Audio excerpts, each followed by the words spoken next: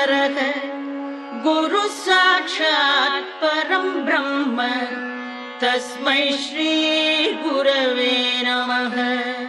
ధర్మాచరణము చేసిన వారెవరో వారిని ఆచార్య శబ్దంతో పిలుస్తారు. వారు ఏ ఆశ్రమంలో ఉంటే ఆ ఆశ్రమ ధర్మాన్ని పాటిస్తారు. చందోలు గ్రామం ఉంది, తాడేపల్లి రాఘవనారాయణ శాస్త్రి గారని మహాపురుషులు ఉండేవారు.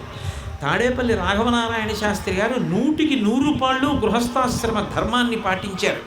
వారు ఇలా కూర్చుంటే బాలాదేవి అలా మెట్ల మీద కూర్చుని ఆయనతో మాట్లాడుతుండేది. ఆయనే బాలాదేవిగా కనపడుతుండేవారు. అంత గృహస్థాశ్రమ ధర్మాన్ని ఆయన పాటించారు. అంత సన్యాసాశ్రమ ధర్మాన్ని ఆ మహానుభావుడు పాటించాడు. ఆచారము పాటించినదేదో అదే ప్రధానం. ఆ పాటించి చూపిస్తారు. ఆచారము ఇలా ఉంటుంది, ఇలా ప్రవర్తించాలి, ఇలా ఈ నియమం పాటించాలి, అంతే. అలాగే పాటించి చూపిస్తారు తప్ప ఇక ఆ ఆచారములు పాటించడంలో ఎక్కడ రాజీ పడకుండా ఉంటారు.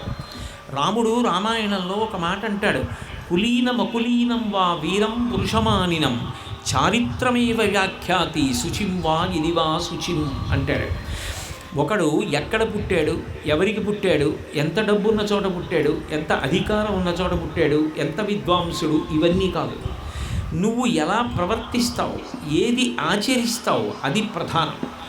నీకు ఎంత తెలుసు అన్నదానికన్నా తెలుసున్న దాంట్లో నువ్వు ఎంత ఆచరిస్తున్నావన్నదే ప్రధానం. ఆచరించడు కానీ నాకు అన్నీ తెలుసు, వాడు కాడు ధర్మాత్ముడు. ఎవడు తెలిసినది ఆచరించాడో వాడే ధర్మాత్ముడు. అందుకే సుందరకాండలో సీతమ్మ అడుగుతుంది, ఇహ సంతో నవాసంతి సతోవా నానువర్తసే తథాహి విపరీతాతే బుద్ధిరాచారవర్జిత అంటుంది. నీకు తెలియదా అంటే, రావణ నీకు అన్నీ తెలుసు, వేదం చదువుకున్నావు, కానీ నువ్వేది అనుష్ఠించవు. నువ్వు ఏది అనుష్ఠించినప్పుడు నీకు ఆచారము లేదు, నీకు ధర్మము లేదు. నీకు ధర్మము లేదు కాబట్టి నువ్వు కాపాడబడవంటుంది. ఆచరించి చూపించిన వారెవరో వారిని ఆచార్య అని పిలుస్తారు. అందుకని జయేంద్ర సరస్వతి స్వామి ఆచార్య, శంకర విజయేంద్ర సరస్వతి ఆచార్య, శంకరాచార్య, ఆచార్య శబ్దం బిరుదునామంగా వస్తుంది. కారణం ఎందుకంటే వాళ్ళు ఏ ఆశ్రమంలో ఉన్నారో ఆ ఆశ్రమ ధర్మాన్ని పాటించి చూపించిన మహాపురుషుడు. గురువుకి ఆచార్యుడికి తేడా ఉండదు. ఇద్దరూ పండిపోయిన వాళ్ళే, ఇద్దరూ జ్ఞానులు, ఇద్దరూ భగవంతుడే, ఇద్దరూ భగవంతుణ్ణి అనుభవిస్తున్న వాళ్ళే. యోగరతో వా భోగరతో వా సంగరతో వా సంగవిహీన యస్యద్ బ్రహ్మణి రమతే చిత్తం నందతి నందతి నందత్యేవ. ఎప్పుడూ భగవంతుణ్ణి అనుభవిస్తూ రమించిపోతూ ఉంటాడు గురువు. గురువుకి ఏ ఇతర విషయములతోటి బాహ్యంతో సంబంధం ఉండదు. లోపల ఎప్పుడు భగవంతుడితో రమిస్తూ ఉంటాడు. కానీ గురువు అన్ని వేళలా ఆచారమును పాటించాలని నియమం లేదు.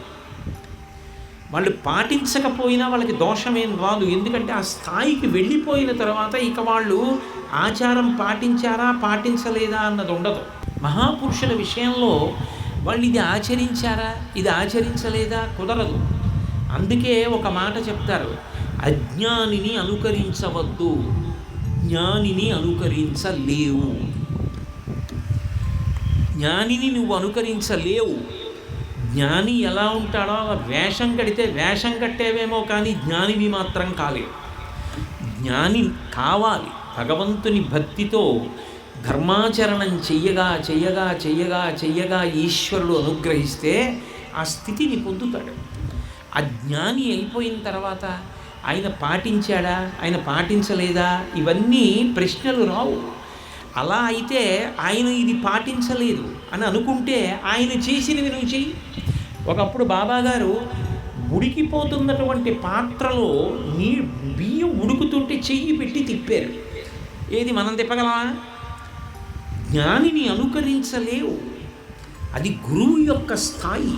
ఆయన పరబ్రహ్మం. అందుకే వేరొక పేరు పెట్టలా. గురువు అంటే అర్థం ఏమిటంటే బరువు అని.